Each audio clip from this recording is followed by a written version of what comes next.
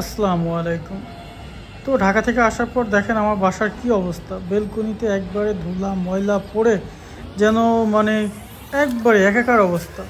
পাশে অবশ্য কনস্ট্রাকশনের কাজ চলছে, এই জন্য এই অবস্থা। 4-5 দিন ছিলাম না, তো 4-5 দিনে এত ময়লা হওয়ার কথা ছিল না। কনস্ট্রাকশনের কাজ চলছে জন্যই এই অবস্থা। সারাদিন ঘটের ঘটের শব্দ তো আছে, সাথে ফ্রি ধুলাবালি। তো আমি এগুলো পরিষ্কার করতে লেগে গেলাম। তো ভাবলাম গাছগুলোকে একটু গোসল করাই দেওয়া যাক। তো গোসল করানোর জন্য আমি মোটামুটি প্রিপারেশান নিয়ে নিয়েছিলাম আগে থেকেই। তো প্রথমে মানি প্লান্টটাকে গোসল করালাম, এরপর একে একে সবগুলো গাছ গোসল করাই দিলাম। গোসল করায় একবারে ফ্রেশ করে ওদের রোদে দিয়ে দিলাম। এরপর ফিরে আসলাম রান্নাঘরে।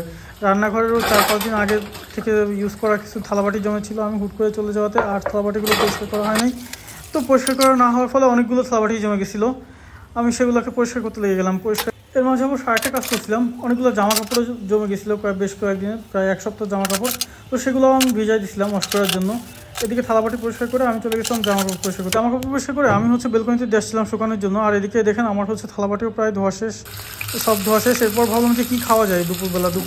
অ্যাকচুয়ালি এত কাজ করার পরে, ঘরটা ঝাড়ু দেওয়ার পরে, সব কিছু ক্লিন করার পরে আমার আর দুপুরবেলা কিছু এক্সট্রা রান্না করবো সে আর এনার্জি ছিল না। তো তো আগের দিনে বেঁচে যাওয়া ফ্রিজে কিছু ভাত ছিল, তো ভাবলাম যে এগুলোকেই গরিবের ফ্রাইড রাইস বানায় ফেলি। তো গরিবের ফ্রাইড রাইস বানানোর জন্য আমার সবজিও ছিল না তখন। একটা ডিম দিয়ে আলু দিয়ে কোনো রকমের ঘুরি করে যে একটু নাড়াচাড়া করে এগুলো সেদ্ধ হওয়ার পরে ভাতগুলো দিয়ে আমি মোটামুটি যে ফ্রাইড রাইস বানাই নিয়েছিলাম। আপনারা চাইলে এটার বাসায় ট্রাই করতে পারেন রেসিপি, বা আমি যেভাবে করছিলাম তার একটা ভিডিও আমি মেক করে শর্টস আপলোড করছিলাম, তো ওটাও দেখে নিতে পারেন আপনারা কেউ চাইলে। আর যে এটাকে আমাদের এলাকাতে ভাত ভাজি বলে, আপনাদের এলাকাতে কী বলে অবশ্যই কমেন্ট করে জানাবেন।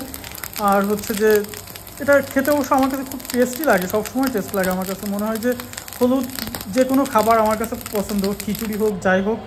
তো এই যে দেখেন, এটা যে আমার একবারে বেলকনিতে পরিষ্কার পরিচ্ছন্নতার পরে এই অবস্থা। বেলকনি দেখতে একবারেই সুন্দর হয়ে গেছে, একবারে গাছগুলো সজীব সতেজ হয়ে উঠছে। আবার মনে হচ্ছে প্রাণ ফিরে পাইছে, অনেকদিন পানি টানি দেওয়া হয়েছিল না।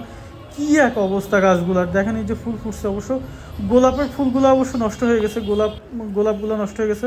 তারপরে আমি নামাজের জন্য রেডি হয়ে গেছিলাম, যেহেতু ফ্রাইডে, তো নামাজ পড়তে গেছিলাম। তারপর একবারে রেডি হয়ে গোসল টোসল করে নামাজ পড়ে আসলাম। নামাজ পড়ে এসে এই যে গরিবের ফ্রাইড রাইস নিয়ে আমি যে খেতে বসে গেলাম।